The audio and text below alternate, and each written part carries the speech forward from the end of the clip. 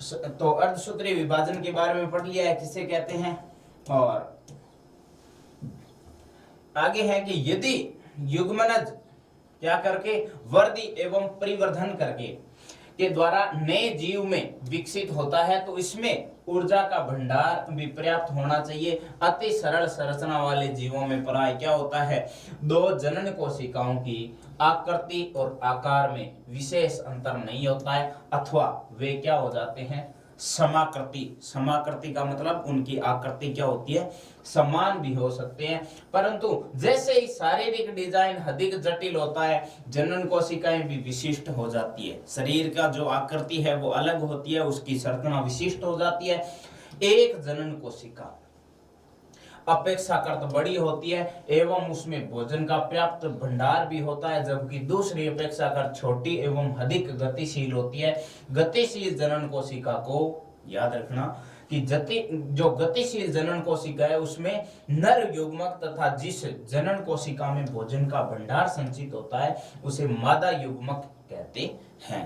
गतिशील जनन कोशिका होगी नर युग्मक हो जाएगा, जिसमें भंडार संचित होगा वो मादा युग्मक होगा। अगले कुछ अनुभागों में हम देखेंगे कि इन दो प्रकार के युग्मकों के सर्जन की आवश्यकता होती है, यानी दोनों युग्मक आपस में क्या करेंगे, सर्जन करेंगे, संलयन करेंगे। नर व मादा युग्मक व्यष्टियों के में क्या, जनकों में व्यष्टि जनक समष्टि ये एक ही शब्द के अर्थ हैं, ठीक है। विभेद उत्पन्न किए और कुछ जीवों में नर एवं मादा युग्मक क्या होते हैं, शारीरिक अंतर, शरीर का जो अंतर होता है वो उसमें स्पष्ट दृष्टिगोचर होते हैं। स्पष्ट दृष्टिगोचर का मतलब स्पष्ट दिखाई देते हैं। अब हम पढ़ेंगे पुष्पीय पौधों में लैंगिक जनन। जो पेड़ पौधों में है वो पुष्पीय जो पौधे होते हैं, पुष्प लगे हुए होते हैं पौधे, उनमें जनन किस प्रकार से होता है।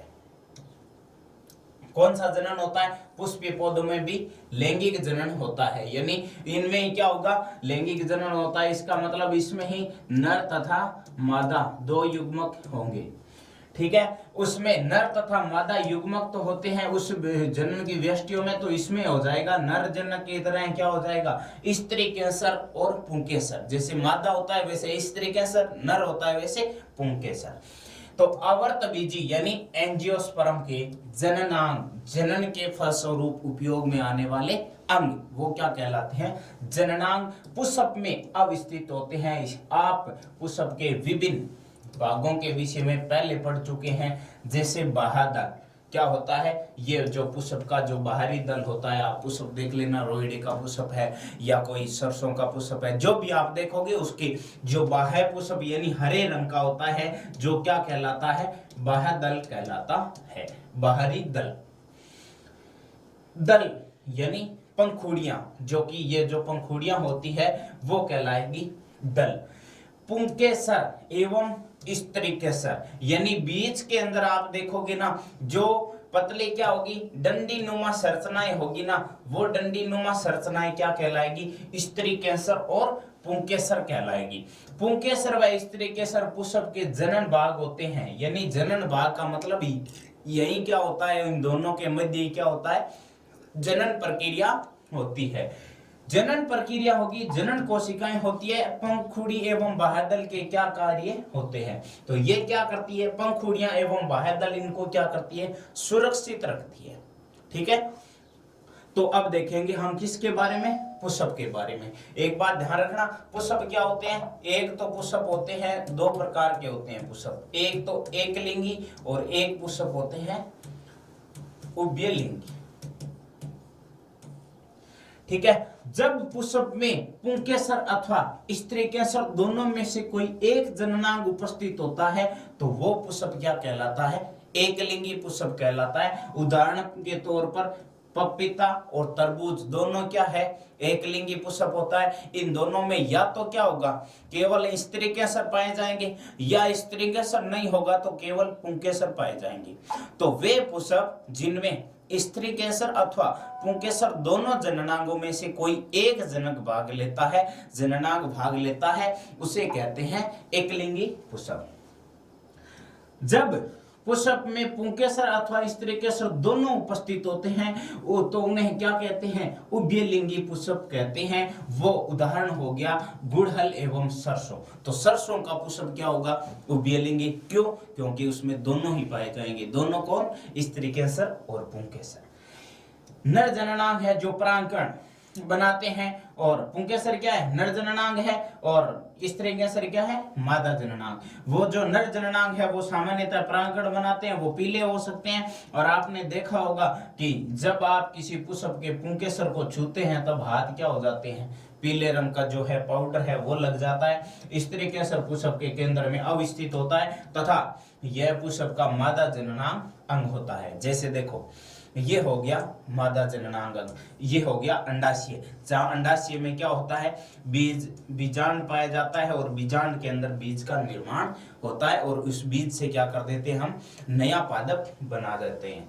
यह 3 भागों से बना होता है। कौन, स्त्री केसर। किस किस से, वर्तिका, वर्तिकागर और अंडाशय। अंडाशय क्या होता है, नीचे ही नीचे का भाग होता है। ऊपरी भाग होता है जो इस प्रकार से जो दिया हुआ है वो भाग क्या कहलाता है, वर्तिकागर। और जो बीच वाला जो डंडिका सा भाग होता है वो होता है वर्तिका। ठीक है, तो ये है पुष्प का चित्र। अब वर्तिका है, ये है परागकोश। ठीक है, तो अब परागकोश क्या होता है समझना। अब परागकोश होता है जहां पर क्या होते हैं, परागकण आकर गिरते हैं। ठीक है, वर्तिका का है ना, उसके पास जो परागकोश होते हैं, ये बीच का है वो तंतु लिया गया है, ये है पुंकेसर का भाग। अब इनमें क्या होता है, इनमें 2 प्रकार की घटना घटित होती है। एक तो स्वपरागण की और एक परपरागण की। दोनों हम पढ़ेंगे कि पुष्प के अंदर क्या होता है, स्वपरागण और परपरागण की घटना घटित होती है। ये पुष्प लिया गया है। अब अगर जो वर्तिकाकर पर है आकर के क्या गिरेंगे, परागकण।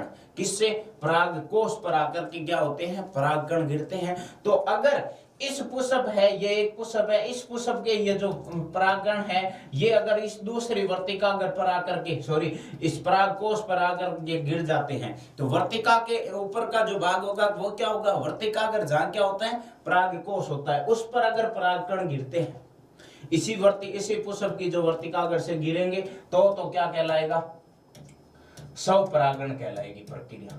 ठीक है, स्वपरागण का मतलब एक पुष्प की वर्तिकागर से परागकण है वो उसी पुष्प की दूसरी वर्तिकागर पर जाकर के गिरना क्या कहलाता है, स्वपरागण कहलाता है। स्व का मतलब स्वयं या अपने स्वयं के ही पुष्प की जो वर्तिकागर पर जाकर के गिरेगा परागकण, तो वो क्या कहलाएगी, स्वपरागण प्रक्रिया कहलाएगी। और परपरागण का मतलब होता है, पर का मतलब होता है पराया, यानी यदि किसी दूसरे पुष्प की वर्तिकागर पर जाकर के अगर परागकण गिर रहे हैं तो उसका मतलब वो प्रक्रिया क्या कहलाएगी, परपरागण कहलाएगी।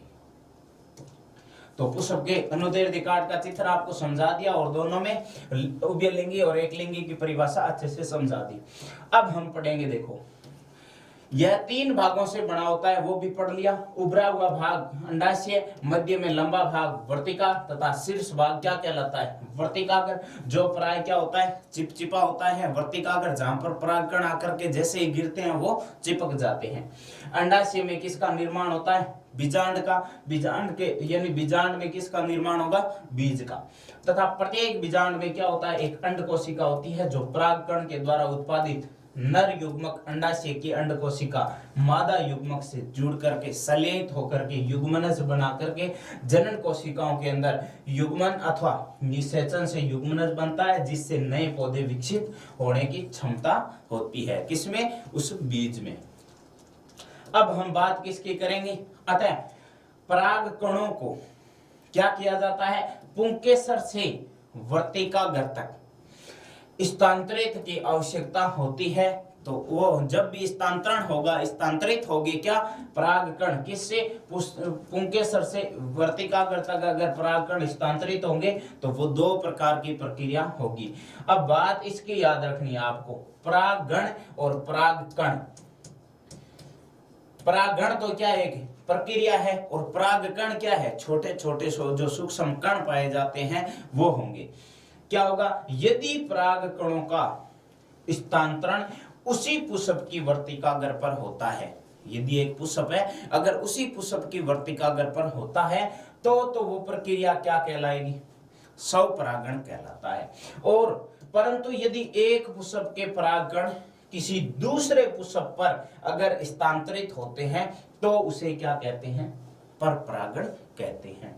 एक पुष्प से दूसरे पुष्प तक परागकणों का स्थानांतरण क्या होता है? अब जैसे पेड़ पौधे होते हैं, जैसे रोइडा है या सरसों है, तो उनमें क्या होते हैं? बहुत सारे पुष्प लगे हुए होते हैं। ये जैसे मान लो वायु चल रही है या बरसात हुई है, बरसात के माध्यम से क्या होता है? पानी है वो एक पुष्प से दूसरे पुष्प पर अगर नीचे गिरा है तो उसके माध्यम से भी क्या हो सकता है? परागकण है वो नीचे वाले पुष्प पर आ सकते हैं। हो सकता है तेज हवा चल रही है तो हवा के माध्यम से उड़ करके किसी एक पुष्प की वर्तिकाग्र से जो परागकण है वो दूसरे पुष्प की वर्तिकाग्र पर जाकर गिर गए हैं या उसी पुष्प की वर्तिकाग्र पर गिर रहे हैं। तो इस प्रकार ये परागण की प्रक्रिया क्या होती है? पुष्पों के अंदर घटित होती रहती है। अथवा प्राणी का मतलब जैसे मान लो कोई चिड़िया वगैरह है, सूक्ष्म जीव होते हैं, वो है उस अगर पुष्प पर आकर के बैठते हैं तो उस पुष्प के जो परागकण है वो उसके शरीर के चिपक जाते हैं। जब वही उड़ करके चिड़िया किसी दूसरे पुष्प पर बैठती है तो वहां आ जाती है। यानी तीन माध्यम दिए, या तो वायु के माध्यम से या जल के माध्यम से या प्राणी के माध्यम से परागण की प्रक्रिया घटित हो सकती है।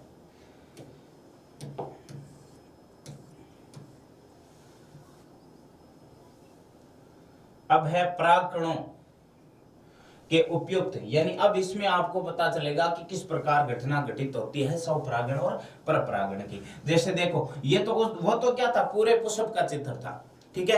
अब ये चित्र दिया गया है वर्तिकाग्र पर परागकणों का अंकुरण कैसे होता है। जो एक वर्तिकाग्र लिया गया है, केवल इसमें क्या किया गया है? वर्तिकाग्र है, नर युग्मक ले लिया पराग नली, जिसके माध्यम से परागकण कहां तक पहुंचेंगे? अंडाशय तक पहुंचेंगे, बीजांड तक पहुंचेंगे। और वो वहां क्या होगा? मादा युग्मक होगा, दोनों सलित होकर के किसका निर्माण कर लेंगे? बीज का निर्माण कर लेंगे। परागकणों के उपयुक्त वर्तिकाग्र पर पहुंचने के पश्चात नर युग्मक को अंडाशय में स्थित मादा युग्मक तक पहुंचाना होता है। इसके लिए परागकण एक किसके माध्यम से? एक नलिका विकसित होती है, वर्तिका से होती हुई बीजांड तक पहुंचते हैं और वहां पर क्या हो जाता है? बीज का निर्माण हो जाता है। फिर क्या होगा? निषेचन के पश्चात युग्मनज में अनेक विभाजन होते हैं तथा बीजांड में किसका निर्माण होता है? भ्रूण विकसित होता है। भ्रूण विकसित यानी बीजांड एक कठोर आवरण विकसित होता है तथा यह बीज में परिवर्तित हो जाता है। अंडाशय तेजी से वृद्धि करता है तथा परिपक्व होकर के, परिपक्व का मतलब होता है पूरी तरह से पक जाता है, क्या? फल बनता है। इस अंतराल में क्या होते हैं? पुष्प के जो है बाह्यदल है, पंखुड़ी है, पुंकेसर है, वर्तिका है, वर्तिकाग्र है, ये क्या होते हैं? मुरझा करके गिर जाते हैं सारे और केवल क्या बच जाता है? फल बच जाता है। और उस फल में क्या होता है? बीज। क्या आपने कभी पुष्प के किसी भाग को फल के साथ स्थायी रूप से जुड़े हुए देखा है? सोचिए, बीजों के बनने से पौधे को क्या लाभ है? बीज में भावी पौधा अथवा भ्रूण होता है जो उपयुक्त परिस्थितियों में नवोद्भिद यानी नए पादप में या नए बीज में विकसित हो जाता है। इस प्रक्रम को क्या कहा जाता है? अंकुरण कहा जाता है। यानी नवोद्भिद पादप से यदि नए अंकुरण जो स्थिति भ्रूण की स्थिति आती है उसे क्या कहते हैं? अंकुरण कहते हैं। तो चित्र आपको समझा दिया है। अब हम पढ़ेंगे क्रियाकलाप 8.7। चने के कुछ बीजों को एक रात तक क्या करना है? जल में भिगो दीजिए, अधिक जल को फेंक दीजिए तथा भीगे हुए बीजों को गीले कपड़े से ढककर एक दिन के लिए रख दीजिए। ध्यान रहे कि बीज है वो क्या नहीं? सूखे नहीं। और बीजों को सावधानी से खोल करके उसके विभिन्न भागों को क्या करना है? देखना है, उसको परीक्षण करना है किस प्रकार परिवर्तन आते हैं। अब आगे हम पढ़ेंगे, ये तो था किनमें? पादपों में। जनन, कौन सा जनन? लैंगिक जनन, ठीक है। अब हम पढ़ेंगे कि मानव में है वो लैंगिक जनन किस प्रकार सहायक है, अथवा मानव में जो लैंगिक जनन है वो किस प्रकार होता है, किस प्रकार की प्रक्रिया से लैंगिक जनन की जो विधि है वो संपन्न होती है। अब तक हम विभिन्न स्पीशीज यानी अलग अलग जाति में जनन की विभिन्न प्रणालियां यानी विभिन्न प्रकार की प्रणालियों की चर्चा की है, कर रहे हैं। आइए अब क्या करते हैं, हम उस स्पीशीज के विषय में जाने जिसमें हमारी सर्वाधिक क्या है, रुचि है। क्यों? क्योंकि हम ही हैं क्या, मानव। तो वह है मनुष्य। मानव में लैंगिक जनन होता है और यह प्रक्रम किस प्रकार कार्य करता है, आइए अब स्थूल रूप से एक असंबद्ध बिंदु से प्रारंभ करते हैं। हम सभी जानते हैं कि आयु के साथ साथ हमारे शरीर में क्या होते हैं, बहुत सारे परिवर्तन आते हैं, बदलाव आते हैं। आपने पहले ही भी कक्षा 8 में शरीर में होने वाले बदलाव, जो कि किशोरावस्था में क्या हो रहे थे, बदलाव हो रहे थे, उसके बारे में सीखा। और कक्षा 1 से लेकर के 10 तक पहुंचते पहुंचते आपने क्या कर लिया, हमारी लंबाई, हमारे भार और जो शरीर में है अनेक प्रकार के परिवर्तन देखे। हमारे दांत जो क्या हो जाते हैं, गिर जाते हैं और दूध के दांत कहलाते हैं। क्या होते हैं, जो उम्र है, उम्र बढ़ने के साथ साथ एक बार हमारे सारे दांत है वो गिर जाते हैं। जो गिरे दांत होते हैं उन्हें क्या कहा जाता है, दूधिया दांत कहा जाता है, तथा नए दांत निकल आते हैं। ये सारे क्या होते हैं, ये सारे परिवर्तन होते हैं हमारे शरीर में। सभी परिवर्तनों को एक सामान्य प्रक्रम वृद्धि के समूह बंद कर सकते हैं जिसमें शारीरिक वृद्धि होती है। यदि शारीरिक वृद्धि होती है तो उसके फलस्वरूप हमारे शरीर में कई प्रकार के परिवर्तन आते हैं। तो इस प्रकार की ये सारी अवस्था किस अवस्था में आते हैं, ये सारी किशोरावस्था में आते हैं। परंतु किशोरावस्था के प्रारंभिक वर्षों में कुछ ऐसे परिवर्तन होते हैं जिन्हें मात्र शारीरिक वृद्धि नहीं कहा जा सकता, जबकि शारीरिक स्वास्थ्य भी बदल जाता है, शारीरिक अनुपात भी बदल जाता है और शरीर में नए लक्षण भी उत्पन्न हो जाते हैं तथा संवेदना में भी परिवर्तन आ जाता है। इनमें से कुछ परिवर्तन तो क्या होते हैं, लड़के और लड़कियों दोनों में क्या होते हैं, एक समान होते हैं। हम सबसे पहले देखते हैं कि शरीर के कुछ नए भागों में, जैसे कि आंख, कांख है, जांघों है, उनके मध्य जननांगी जो क्षेत्र होता है उस क्षेत्र में बाल है वो निकल आते हैं। ये क्या होता है, शारीरिक परिवर्तन होता है तथा उनका रंग भी क्या हो जाता है, गहरा हो जाता है और पैर, हाथ एवं चेहरे भी क्या होते हैं, महीन रोम आ जाते हैं। त्वचा अक्सर क्या हो जाती है, तैलीय हो जाती है तथा कभी कभी मुहासे का मतलब होता है चेहरा होता है, उस पर जो है फुंसियां सी हो जाती है। हम अपने और दूसरों के प्रति अधिक सजग हो जाते हैं किशोरावस्था में। ये जो शारीरिक परिवर्तन होते हैं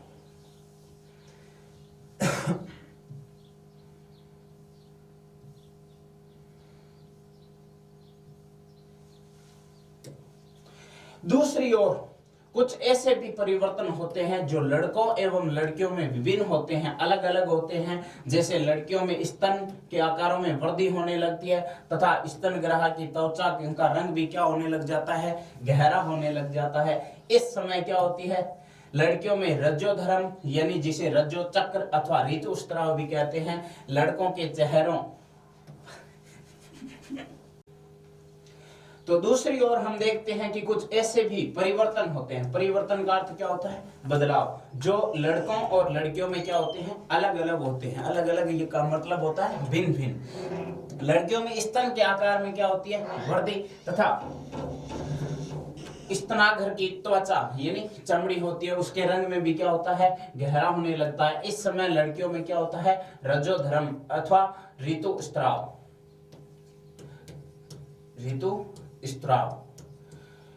होने लगता है। लड़कों के चेहरे में यानी परिवर्तन क्या आते हैं, चेहरे पर जैसे दाढ़ी है, मूंछ है वो निकल आती है तथा उनकी आवाज भी क्या होती है, फटने लगती है। देखते हैं हम जैसे जैसे युवावस्था से, जो किशोरावस्था से युवावस्था में प्रारंभ होते हैं ना, तो ये सारे परिवर्तन उनमें होने लगते हैं। साथ ही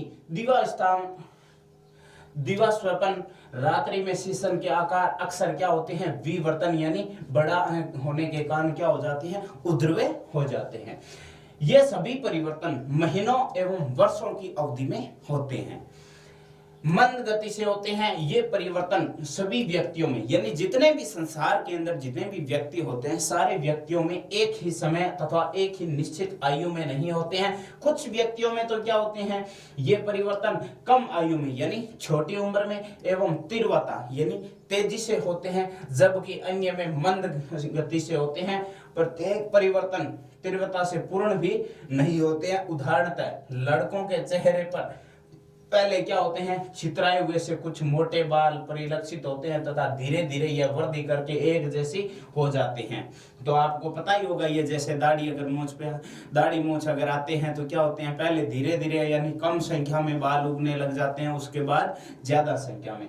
फिर भी इन सभी परिवर्तनों में विभिन्न व्यक्तियों के बीच विविधता यानी अलग अलग विभिन्नता परिलक्षित होती है, दिखाई देती है। जैसे किसी हमारे नाक नक्श अलग अलग हैं, उसी प्रकार इन बालों की वृद्धि का पैटर्न यानी जो सिलेबस पैटर्न है या विस्तार है वो क्या होता है, स्तन अथवा शीशन की आकृति है एवं आकार भी क्या होते हैं भिन्न होते हैं यानी अलग अलग होते हैं। सभी शरीर परिवर्तन शरीर की कौन सी परिपक्वता, लैंगिक परिपक्वता का अर्थ होता है लैंगिक जो जनन है वह लैंगिक अवस्था के अनुरूप होना। पहलू है इस आयु में शरीर में क्या होते हैं लैंगिक परिपक्वता क्यों परिलक्षित होती है, हम बहुकोशिकीय जीवों में क्यों परिलक्षित होती है, क्योंकि हम बहुकोशिकीय जीवों में हमारे शरीर में विशेष कार्य करने के लिए विशिष्ट प्रकार के उत्तक और अंग पाए जाते हैं। उन उत्तकों और अंगों का निर्माण होता है। कार्यों के संपादन हेतु विशिष्ट प्रकार की कोशिकाओं की आवश्यकता की बात कर चुके हैं। जैसे लैंगिक जनन में भाग लेने के लिए जनन कोशिकाओं का उत्पादन इसी प्रकार का एक विशिष्ट कार्य है। लैंगिक जनन के फलस्वरूप क्या होता है लैंगिक कोशिकाओं का उत्पादन होता है, और लैंगिक कोशिकाओं का उत्पादन एक क्या है विशिष्ट कार्य है। और अगर लैंगिक कोशिकाओं का उत्पादन विशिष्ट कार्य है तो इन लैंगिक कोशिकाओं के उत्पादन के लिए एक विशिष्ट अंगों की जरूरत होती है। हम देख चुके हैं कि पौधे में भी इस हेतु विशेष प्रकार की कोशिकाएं उत्तक विकसित होते हैं। प्राणियों जैसे कि मानव में भी इस कार्य हेतु विशिष्ट उत्तक विकसित करता है। यद्यपि किसी व्यक्ति के शरीर में युवा अवस्था के आकार हेतु वृद्धि होती है, परंतु शरीर के संसाधन मुख्यतः इस वृद्धि की क्या होती है प्राप्ति की ओर लगे रहते हैं। इस प्रक्रम के जो प्रक्रम हमने पढ़ा है ना सारा, इस प्रक्रम के चलते जनन उत्तक की परिपक्वता मुख्य प्राथमिकता नहीं होती है। अतः जैसे जैसे शरीर की सामान्य वृद्धि दर धीमी होनी शुरू होती है, जनन उत्तक परिपक्व होना प्रारंभ करते हैं। किशोरावस्था की इस अवधि को, जिस अवधि में ये शरीर में इतने सारे परिवर्तन होते हैं, तो किशोरावस्था में होने वाले इन परिवर्तनों के फलस्वरूप किशोरावस्था के इस अवधि को क्या कहते हैं यौनारंभ कहते हैं। यौनारंभ का मतलब है इसके पश्चात लैंगिक अथवा प्रजनन क्षमता है वो क्या होने लग जाती है विकसित होने लग जाती है।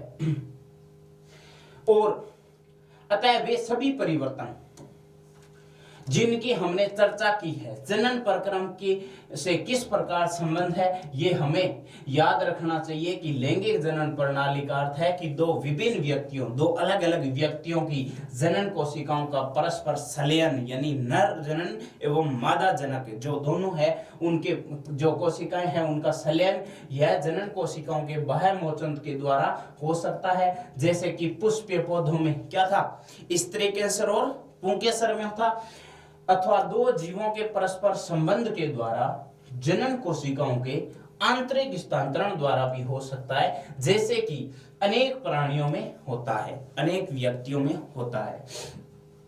यदि जंतुओं को संगम के इस प्रक्रम में भाग लेना हो तो यह आवश्यक है कि दूसरे जीव उसके लैंगिक परिपक्वता की पहचान कर सके। यौनारंभ की अवधि में अनेक परिवर्तन जैसे बालों का नवीन पैटर्न, नया पैटर्न, और इस बात का संकेत करता है कि वो क्या हो गई है लैंगिक परिपक्वता उस व्यक्ति के शरीर में, उस युवा के शरीर में क्या होती है प्रवेश कर रही है या आ रही है। दूसरी ओर दो व्यक्तियों के बीच जनन कोशिकाओं के वास्तविक स्थानांतरण हेतु विशिष्ट अंग या उस विशिष्ट संरचना की आवश्यकता होती है। उदाहरण के लिए शीशन के उद्रव होने की क्षमता उस व्यक्ति के शरीर में आना आवश्यक है। उसके फलस्वरूप ही क्या होगा, स्तनधारियों जैसे कि मानव में शिशु यानी मां के शरीर में लंबी अवधि तक क्या रहता है, गर्भस्थ। यानी आपने सुना होगा कि शिशु का जन्म क्या होता है, गर्भाशय में क्या होता है, 9 माह के परिपक्व होने के पश्चात ही क्या होता है, शिशु जन्म लेता है। वैसे ही क्या होता है, जो नर होते हैं, मनुष्य होते हैं, उनमें क्या होता है, उदाहरण के लिए शिशन का उदर होने की क्षमता होना अति आवश्यक है। उसके बाद स्तनधारियों में क्या होता है, मानव में शिशु के शरीर में होते हैं, मां के शरीर में जो शिशु है वो क्या होता है, लंबी अवधि तक क्या होता है, गर्भस्थ रहता है। तथा जन्मोपरांत यानी शिशु के जो मां के जो गर्भ में शिशु के जो 9 माह तक रहने के पश्चात वो क्या रहता है, शिशु जन्म लेता है। तो जन्म के उपरांत, जन्मोपरांत स्तनपान करता है। स्तनपान का मतलब वो क्या करता है, स्तनपान का मतलब गहन यानी जो स्तन होते हैं, मां के स्तन होते हैं, उनसे क्या करता है, वो दुग्ध स्त्राव होने लगता है, जिससे वो अपना जन्म के उपरांत वो क्या करने लगता है, भोजन के रूप में उसे क्या कर लेता है, सेवन करता है। दुग्ध का स्त्राव होता है, उसको जो भोजन के रूप में ग्रहण करता है। जो उस दुग्ध स्त्राव से क्या होता है, व्यक्ति वो जो शिशु होता है वो क्या होता है, परिपक्व होता है। स्थितियों के लिए मादा के जननांग एवं स्तन होते हैं, उनका क्या होना, परिपक्व होना, पूर्ण रूप से तैयार होना आवश्यक है। आइए जनन तंत्र के विषय में जानते हैं। तो अब हम अध्ययन करेंगे किसके बारे में, जो मनुष्य के अंदर, जो मानव में जो जनन तंत्र होता है उसमें किसके बारे में, नर जनन तंत्र और मादा जनन तंत्र के बारे में। ठीक है, जिसमें पहले हम अध्ययन करेंगे नर जनन तंत्र। क्या होता है नर जनन तंत्र? जनन कोशिका उत्पादित करने वाले जनन अंग एवं जनन कोशिकाओं को निषेचन के स्थान तक पहुंचाने वाले अंग संयुक्त रूप से नर जनन अंग कहलाते हैं। यानी नर जनन तंत्र के फलस्वरूप उत्पादित कौन सी कोशिका, जनन कोशिका को उत्पन्न करने के लिए करने वाले अंग जनन कोशिकाओं को कहां तक, निषेचन के स्थान पर, जहां पर क्या होता है, जैसे मान लो सुना है आपने कि मानव मनुष्य में क्या होता है, निषेचन की प्रक्रिया किसके शरीर में, मादा के शरीर में क्या होती है, संपन्न होती है। तो मादा के शरीर तक क्या किया जाता है, निषेचन की प्रक्रिया जहां संपन्न होती है वहां तक जनन कोशिकाओं को पहुंचाने के लिए जिन जिन अंगों का हम उपयोग करते हैं वो अंग किस तंत्र में होते हैं, वो तंत्र क्या कहलाता है, संयुक्त रूप से नर जनन तंत्र कहलाता है। होता क्या है कि नर जनन कोशिका अथवा शुक्राणुओं का निर्माण किस में होता है, नर में होता है। जो वृषण में होता है यह उदर गुहा के बाहर वृषण कोश में स्थित होते हैं। कौन, वृषण कहां स्थित होते हैं, वृषण कोश में स्थित होते हैं। इसका कारण यह है कि शुक्राणु किसके द्वारा, नर के द्वारा उत्पादित किए जाते हैं। उत्पादन के लिए आवश्यक ताप शरीर के ताप से क्या होता है, कम होता है। यानी मानव शरीर का तापमान होता है उससे वृषण कोश का तापमान क्या होता है, कम होता है। अब ध्यान रखना ये हार्मोन इंपॉर्टेंट है, ज्यादातर पूछा जाता है कि नर में कौन सा हार्मोन पाया जाता है। तो टेस्टोस्टेरोन हार्मोन पाया जाता है, जो कि पहले लेसनों में हमें बता चुके हैं या आप 9th क्लास तक पढ़ चुके हो। हार्मोन के उत्पादन एवं स्रावण में वृषण की भूमिका की चर्चा हम पिछले अध्याय में कर चुके हैं। शुक्राणु क्या करते हैं, उत्पादन के नियंत्रण में के अतिरिक्त टेस्टोस्टेरोन जो कि क्या होता है, लड़कों में यौनारंभ के लक्षणों का भी नियंत्रण करता है। कौन सा हार्मोन है, टेस्टोस्टेरोन, जो क्या करता है, लड़कों में जो यौनारंभ अवस्था होती है उसका निस्तारण भी, नियंत्रण भी करता है। तो इसके साथ साथ अब हम पढ़ लेते हैं थोड़ा जो मानव का नर जनन तंत्र है उसके बारे में। ठीक है, तो ये है मानव का नर जनन तंत्र का चित्र। जो हमने पढ़ा था ना, उसके फलस्वरूप जो मूत्र का निर्माण होता है वो मूत्र नलिका होती है, जिसके अंदर से क्या होता है, ये जो मूत्राशय है इसमें अलग भाग होता है जहां पर क्या होता है, जो उत्सर्जी पदार्थ होता है, मूत्र होता है, वो शरीर का आकर के यहाँ क्या हो जाता है, एकत्रित हो जाता है। उसके बाद ये है शुक्राशय, जिसमें क्या होता है, शुक्राणुओं का निर्माण होता है। और ये मूत्राशय हो गया जहां मूत्र एकत्रित होता है। उसके बाद ये होती है प्रोस्टेट ग्रंथियां। प्रोस्टेट ग्रंथियां, और इसके बाद शीशन है, उसके बाद मूत्र मार्ग है। ये जो शीशन की संरचना दी गई है, जिसके माध्यम से क्या होता है, मादा के शरीर में शुक्राणुओं को क्या किया जाता है, योनि के अंदर से क्या होते हैं, प्रविष्ट करवाए जाते हैं। और मूत्र मार्ग है जो कि मूत्र नलिका है, मूत्राशय तक जोड़े रहती है, और मूत्राशय से जो मूत्र है शीशन यानी उसके माध्यम से मूत्र मार्ग से के द्वारा शरीर से बाहर प्रविष्ट या उत्सर्जित किए जाते हैं। उसके बाद है शुक्र वाहिनियां, ठीक है, जो क्या होते हैं, वर्षण कोश है, जो वर्षण स्थित होते हैं। वर्षण कोश में क्या होते हैं, वर्षण स्थित होते हैं। ये है मानव जो नर जनन तंत्र का चित्र, ठीक है। तो अब हम आगे पढ़ेंगे कि ये नर जनन तंत्र है वो कार्य कैसे करता है। जैसे जो भी उत्पादित शुक्राणु है, मानव शरीर है, नर जनन तंत्र है, नर के अंदर या जो पुरुष है उसके अंदर उत्पन्न हुए शुक्राणु है, उनका क्या करता है, मोचन किसमें करता है, शुक्र वाहिकाओं के द्वारा होता है। ये शुक्र वाहिकाएं किसमें, मूत्राशय में आने वाली नली से जुड़कर एक संयुक्त नली बनाती है, जिसमें क्या होता है, मूत्र मार्ग, जो क्या करता है, शुक्राणुओं एवं मूत्र दोनों के प्रवाह का उभय मार्ग, उभय मतलब दोनों को साथ में प्रवाहित करता है। प्रोस्टेट तथा शुक्राशय अपने स्त्राव शुक्र वाहिका में डालते हैं, जिससे शुक्राणु एक तरल माध्यम, तरल का मतलब द्रव माध्यम में आ जाते हैं। इसके कारण इनका स्थानांतरण यानी एक जगह से दूसरी जगह पर स्थानांतरण क्या होता है, सरलता से। साथ ही यह स्त्राव उन्हें पोषण भी प्रदान करता है। शुक्राणु सूक्ष्म यानी छोटी संरचनाएं हैं, जिसमें मुख्यतः आनुवंशिक पदार्थ होते हैं तथा आनुवंशिक पदार्थ जो कि एक लंबी किसके समान, पुंछ के समान होती है, उन्हें क्या कहते हैं, उन्हें जो मादा जनन कोशिका होती है उसकी ओर तैरने में सहायता करते हैं। ये तो था नर जनन तंत्र का चित्र और नर जनन तंत्र के कार्य की, नर जनन तंत्र किस प्रकार कार्य करता है। उसके बाद है मादा जनन तंत्र, ठीक है। तो मादा जनन तंत्र का पहले चित्र समझ लेते हैं कि ये जैसे मादा जनन तंत्र है, जैसे महिलाओं के शरीर शारीरिक जो अंग है मादा जनन तंत्र उसका अंग है।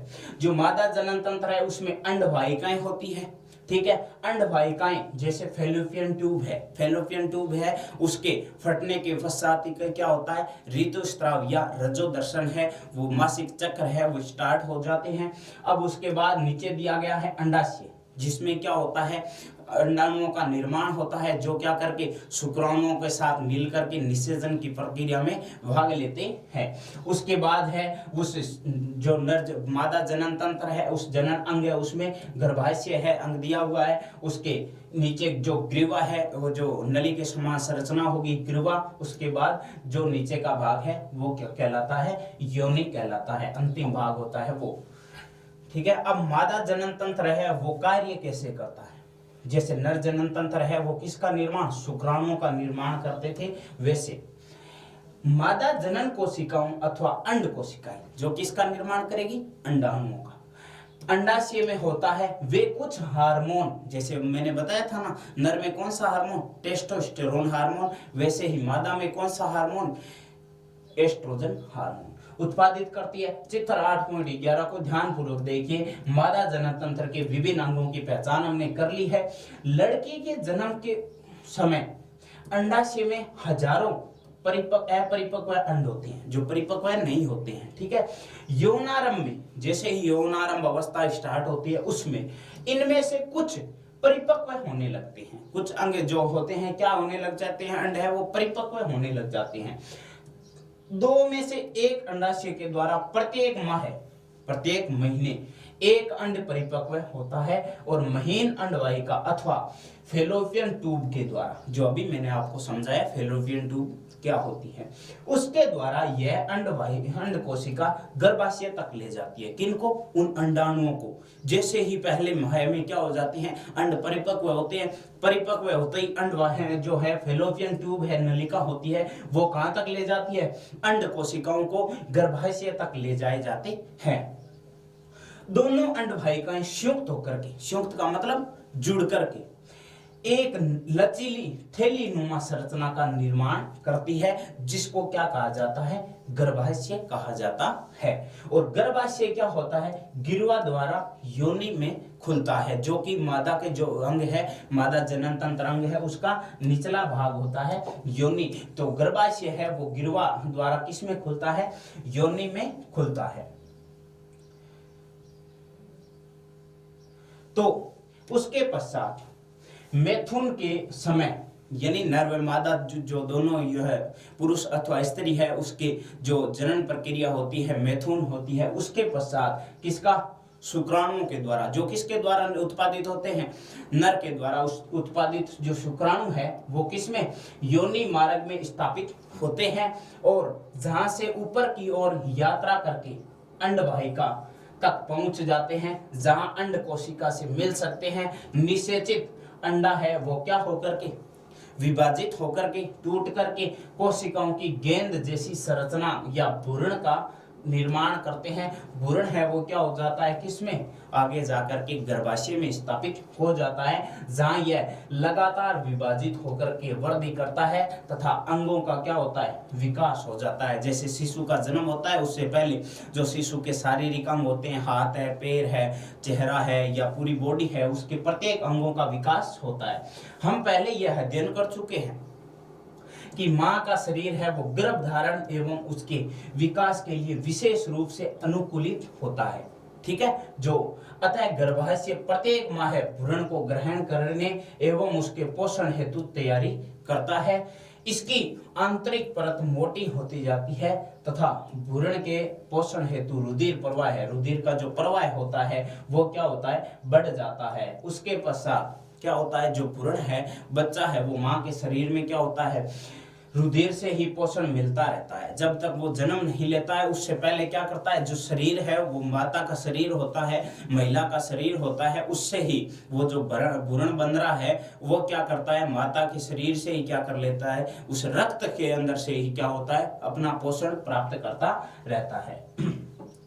इसके लिए एक विशेष संरचना होती है, जिन्हें क्या कहते हैं, प्लेसेंटा कहते हैं। अंडरलाइन कर लेना कि भ्रूण को मां के रुधिर से ही क्या होता है, पोषण मिलता रहता है। इसके लिए एक विशेष संरचना पाई जाती है, जिसे क्या कहा जाता है, प्लेसेंटा कहा जाता है। यह एक तस्तरीनुमा संरचना है जो गर्भाशय की भित्ति में धंसी होती है, और इसमें क्या होता है, भ्रूण की ओर के उत्तक में प्रवर्ध होते हैं, यानी बदल जाते हैं। मां के उत्तक में रक्त स्थान होते हैं जो प्रवर्ध को आच्छादित करते हैं। यह मां से भ्रूण को क्या करता है, ग्लूकोज, ऑक्सीजन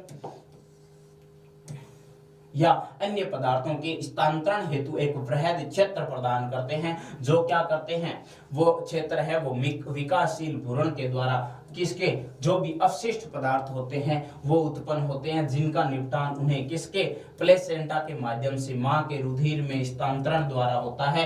मां के शरीर में गर्भ को विकसित होने के लिए कितने माह का समय, लगभग 9 माह का समय होता है। उसके पश्चात वो क्या होता है, जो बन रहा भ्रूण होता है वो उसमें समय लगता है। उसके बाद वो गर्भाशय है, उनकी पेशियों के साथ लयबंध संकुचन होने के पश्चात ही, सिकुड़ने के पश्चात बाद में क्या होता है, वो जो माता है उसके गर्भ से क्या होता है, शिशु का जन्म होता है।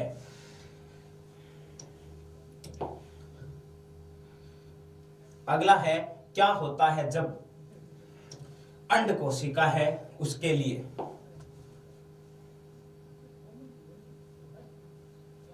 अंड कोशिका का निषेचन नहीं होता है। यदि माता है या नर मादा जनन तंत्र है, उस शरीर में, महिला के शरीर में अंड कोशिका है, उसका निषेचन नहीं होता है, तो क्या होता है, अंड कोशिका का निषेचन नहीं होता है तो यह लगभग 1 दिन तक जीवित रहती है, क्योंकि अंडाशय प्रत्येक माह एक अंड कोशिका का मोचन करता है। अतः निषेचित अंड की जो प्राप्ति हेतु गर्भाशय भी प्रति माह तैयारी करता है। अतः इसकी अंतः भित्ति, जो आंतरिक भित्ति होती है, वो मांसल एवं स्पॉन्जी हो सकती है। यह एक अंड के निषेचन होने की अवस्था में उसके पोषण के लिए आवश्यक है, परंतु निषेचन न हुआ अगर उन्हें शुक्राणु है या योनि के अंदर अगर शुक्राणु का प्रवेश नहीं हुआ तो निषेचन न होने की अवस्था में इस परत की भी क्या होती है, आवश्यकता नहीं रहती है। अतः यह क्या होती है, परत धीरे धीरे टूट करके योनि मार्ग से किसका, रुधिर एवं म्यूकस के रूप में क्या हो जाती है, निष्कासित हो जाती है। किसके, जो स्त्री होती है, स्त्री के शरीर से ये निष्कासित हो जाती है।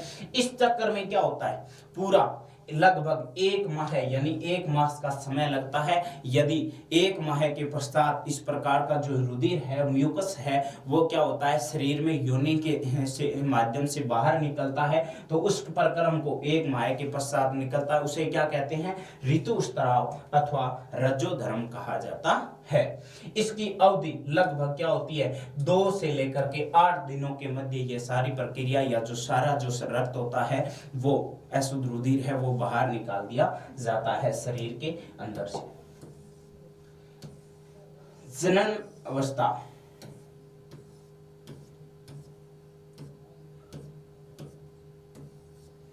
ठीक है, तो कल हम अध्ययन करेंगे। नेक्स्ट अगले वीडियो में आपको मिलेंगे। जनन अवस्था के पश्चात क्या क्या पढ़ेंगे हम, उसके बारे में समझेंगे कि जनन अवस्था क्या है और पाठ कितना बचा है। धन्यवाद।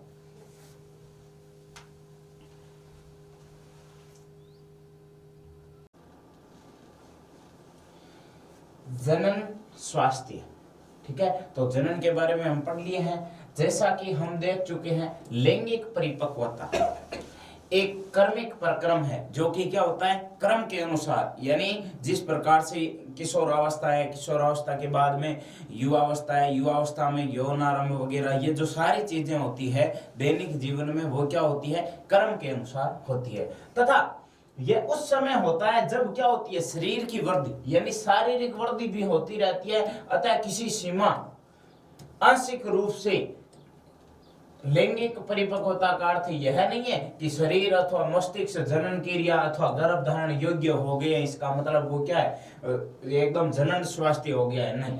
हम यह निर्णय किस पर ले सकते हैं कि शरीर एवं मस्तिष्क इस मुख्य उत्तरदायी के लिए योग्य हो गया है, इस विषय पर हम सभी किसी न किसी प्रकार का क्या रहता है, दबाव है। और इस क्रिया के लिए हमारे मित्रों का दबाव भी हो सकता है, भले ही हम चाहें या न चाहें, लेकिन विवाह या संतान उत्पत्ति के लिए क्या होता है, पारिवारिक दबाव भी हो सकता है। संतान की उत्पत्ति से बचकर रहने का सरकारी तंत्र की ओर से भी क्या हो सकता है, दबाव हो सकता है। और ऐसी अवस्था में कोई निर्णय लेना क्या नहीं है, निर्णय लेना क्या हो जाता है, हमारे लिए काफी मुश्किल हो जाता है। और उसके पश्चात यौन क्रियाओं के स्वास्थ्य पर पड़ने वाले प्रभाव के विषय में हमें सोचना चाहिए कि यदि हम यौन क्रियाएं कर रहे हैं तो उससे हमारे स्वास्थ्य पर क्या प्रभाव पड़ता है, या अगर यौन क्रियाएं नहीं हो रही है हमारे स्वास्थ्य, जनन स्वास्थ्य पर किस प्रकार प्रभाव पड़ता है। कक्षा 9 में पढ़ चुके हैं कि एक व्यक्ति से दूसरे व्यक्ति को क्या होता है, रोगों का संचरण होता है, यानी रोग क्या होते हैं, फैलते हैं एक व्यक्ति से दूसरे व्यक्ति के अंदर। तो अनेक प्रकार से हो सकता है, क्योंकि यौन क्रियाओं में प्रगाढ़ शारीरिक संबंध स्थापित होते हैं, अतः इसमें आश्चर्य की कोई बात नहीं है। यानी यदि हम एक व्यक्ति से दूसरे व्यक्ति के संपर्क में आते हैं, यानी शारीरिक संबंध बनते हैं, तो उसका मतलब वो व्यक्ति एक दूसरे के यानी प्रगाढ़ यानी मजबूत तरीके से क्या होते हैं, एक दूसरे के शारीरिक संबंध बचते हैं। इसका मतलब वो क्या होता है, संपर्क में आने से फैलने वाले रोग, जिसके बारे में हम चर्चा करें ना, कौन से रोग, संक्रामक रोग, जो क्या होते हैं, किसी एक व्यक्ति से दूसरे व्यक्ति के संपर्क में आने से फैलते हैं। अनेक रोगों का लैंगिक संचरण भी हो सकता है। इसमें जीवाणु जनित जैसे गोनेरिया, सिफिलिस एवं वायरस संक्रमण, जो क्या होता है, एक व्यक्ति के दूसरे व्यक्ति के शरीर में वायरस के माध्यम से फैलते हैं, जैसे कि मस्सा तथा HIV और एड्स, 2 रोग हैं। HIV की फुल फॉर्म क्या होती है, ह्यूमन इम्यूनो वायरस, ठीक है, HIV की हो जाएगी। और एड्स की फुल फॉर्म क्या होती है, एक्वायर्ड इम्यूनो डिफिशियंसी सिंड्रोम, यानी ये दोनों ही क्या है, एड्स वगैरह होते हैं, ये लैंगिक संबंध यानी बनने से क्या होते हैं, फैलने वाले रोग है, शामिल होते हैं। लैंगिक क्रियाओं के दौरान क्या इन रोगों के संचरण का निरोध संभव है? शिक्षण के लिए अगर आवरण तथा कंडोम के प्रयोग से इनमें क्या होता है, रोगों का संचरण, संचरण का अर्थ होता है रोग क्या होते हैं, फैलते हैं। कुछ सीमा तक क्या होता है, निरोध संभव है, और ये होता किससे है, लैंगिक यानी यौन संबंध से। इन क्रियाओं का द्वारा गर्भधारण की संभावना सदा ही बनी रहती है, और गर्भधारण की अवस्था में स्त्री के शरीर एवं भावनाओं की मांग एवं आपूर्ति क्या होती है, बढ़ जाती है। यदि वह इसके लिए तैयार नहीं है तो इसका स्वास्थ्य पर विपरीत प्रभाव पड़ता है, यानी बुरा असर है वो पड़ता है। अतः क्या करने के लिए, स्त्री के जो गर्भधारण है उसको रोकने के लिए अनेक तरीके खोजे गए, जैसे गर्भरोधी जो तरीके हैं अनेक प्रकार के हो सकते हैं। एक तरीका यांत्रिक अवरोध का भी है, जिसे शुक्राणु एवं अंड कोशिका तक क्या होते हैं, नहीं पहुंच सकते हैं। शिशन को ढकने वाला जैसे कंडोम वगैरह है, या योनि में रखने वाली अनेक जो युक्तियां हैं वो क्या है, साइंस है जो उसके अनुसार है, प्रचलित है, युक्तियां उपयोग में की ले जाती है। दूसरा तरीका क्या है, शरीर के अंदर जो पाए जाने वाले हार्मोन है, जैसे मैंने बताया था आपको, लैंगिक हार्मोन होते हैं टेस्टोस्टेरोन और एस्ट्रोजन। तो संतुलन है उसका परिवर्तन, जिसे अंड का मोचन ही नहीं होता है, अतः निषेचन नहीं होगा, और यदि निषेचन नहीं होगा तो क्या नहीं होगा, गर्भधारण नहीं होगा।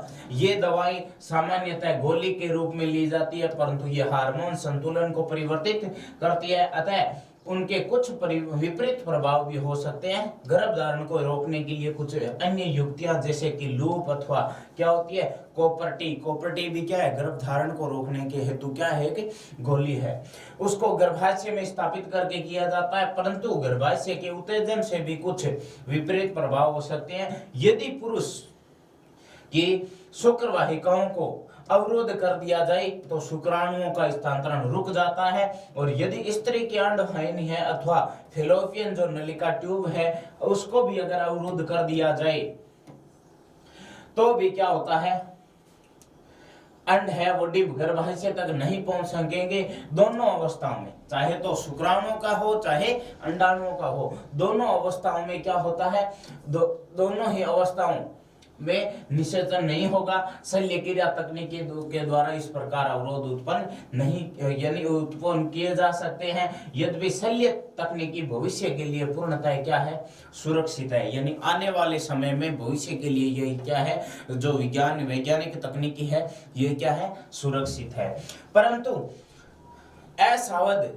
असावधानी पूर्वक यदि की गई जो क्रिया शल्य क्रिया होती है, संक्रमण अथवा दूसरी समस्याएं उत्पन्न कर सकती है, यानी डॉक्टरों की सलाह के अनुसार ये सारी क्रियाएं हैं वो करनी चाहिए। शल्य क्रिया के द्वारा अनचाहे गर्भ को हटाया भी जा सकता है, और इस तकनीकी का दुरुपयोग उन लोगों के द्वारा किया जाता है जो किसी विशेष लिंग का बच्चा नहीं चाहते हैं। ऐसा गैर कानूनी कार्य अधिकतर मादा गर्भ के चयनात्मक गर्भपात हेतु किया जा रहा है। और एक क्या होता है, एक जो स्वस्थ समाज होता है उसके लिए मादा व नर लिंग अनुपात बनाए रखना आवश्यक होता है। यद्यपि हमारे देश में क्या होता है, भ्रूण लिंग निर्धारण जो क्या है, देश के लिए कानूनी अपराध है, यानी जन्म से पहले ही क्या किया जाता है, भ्रूण जो बच्चा है वो माँ के जो गर्भ में होता है उस समय क्या होता है, उसका निर्धारण कर लिया जाता है या पता लगा दिया जाता है कि होने वाली जो संतान है वो लड़का है या लड़की है। वो क्या है, हमारे देश में कानूनी अपराध है। और हमारे समाज की कुछ इकाइयों के अंदर मादा जो भ्रूण है उसकी क्या की गई है, निर्मम हत्या के कारण हमारे देश में क्या हुआ था, जो शिशु का लिंग अनुपात तीव्रता से घट रहा है, जो चिंता का विषय है। हमने पहले देखा कि जनन एक क्या है, ऐसा प्रक्रम है जिसके द्वारा जीव अपनी समष्टि यानी व्यष्टि या प्रजाति है वो उसका क्या कर सके, अस्तित्व में वृद्धि कर सके या अस्तित्व बनाए रख सके।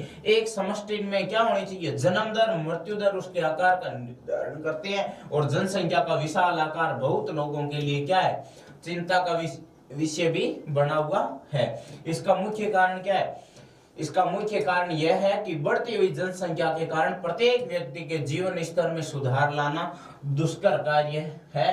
और यदि सामाजिक असमानता यानी समाज में लोग हैं वो एक दूसरे से मिलजुल कर नहीं रहते हैं, उनमें हमारे समाज में निम्न जीवन स्तर जो क्या होते हैं, गरीबी रेखा से नीचे आते हैं, उनके लिए उत्तरदायी है। तो जनसंख्या के आकार का महत्व इसके लिए अपेक्षाकृत कम हो जाता है। यदि हम अपने आसपास देखें, अगर जो समाज होता है हमारे आसपास या गली मोहल्ले या जिस गांव में जिस समाज में हम निवास करते हैं वहां देखें तो क्या आप जीवन के निम्न स्तर के लिए उत्तरदायी सबसे महत्वपूर्ण कारण की पहचान कर सकते हैं? तो हम उसके लिए भागीदारी है या नहीं, इस चीज के बारे में जानेंगे।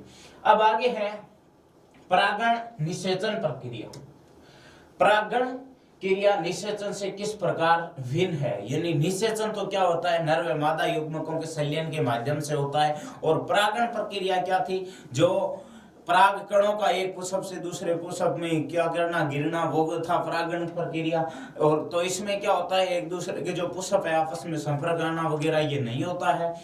अगला है शुक्राशय एवं प्रोस्टेट ग्रंथि की क्या भूमिका है? शुक्राशय में क्या होता है, शुक्राणुओं का निर्माण होता है, और प्रोस्टेट ग्रंथि है वो किस प्रकार से उनको आगे भेजती है। यौनारंभ के समय लड़कियों में कौन कौन से परिवर्तन दिखाई देते हैं? तो हमने पढ़ा था, क्या था कि बालों का आना या स्तन में वृद्धि, तो इस प्रकार से शारीरिक जो शरीर है उसके अंदर वृद्धि, तो ये काफी परिवर्तन थे। माँ के शरीर में गर्भस्थ भ्रूण को पोषण किस प्रकार होता है? तो ये हमने पढ़ा था कि माँ के जो शरीर के अंदर जो रक्त होता है उस रक्त में पाए जाने वाले सारे जो पोषक तत्व है सारे जो है उनसे ही क्या होता है, जो गर्भस्थ के अंदर स्थित जो भ्रूण होता है वो अपना पोषण प्राप्त करता है। अगला प्रश्न है, यदि कोई महिला कोपर्टी का प्रयोग कर रही है तो क्या उसके लिए यौन संचालित रोगों से रक्षा करेगा? तो उसमें हमने पढ़ा था क्या थे इनके, यानी इसके क्या थे, साइड इफेक्ट भी थे, और ये क्या है, गर्भधारण को रोकने के लिए क्या है, लाभदायक भी है। इस प्रकार से हमने यह लेसन क्या कर लिया है, पूर्ण कर लिया है। और आगे जो भी बचे हुए हैं क्वेश्चंस हैं, प्रश्न उत्तर होते हैं, ये आप अभ्यास प्रश्न है, आप जान क्या सीखा ये चीजें अच्छे से अध्ययन करोगे, बिंदु से जो बिंदु दिए हुए होते हैं आपने क्या सीखा उनमें, और बाकी जो भी अभ्यास प्रश्न होते हैं या पाठगत प्रश्न होते हैं, एक बार तो मैं आपको यहाँ पर सीधे शॉर्ट तरीके से बताता ही हूँ। अगर आपको जैसे एग्जाम हॉल में या परीक्षा में किस प्रकार से नोट करने हैं उसके लिए मैं आपको नोट्स उपलब्ध कराऊंगा। धन्यवाद।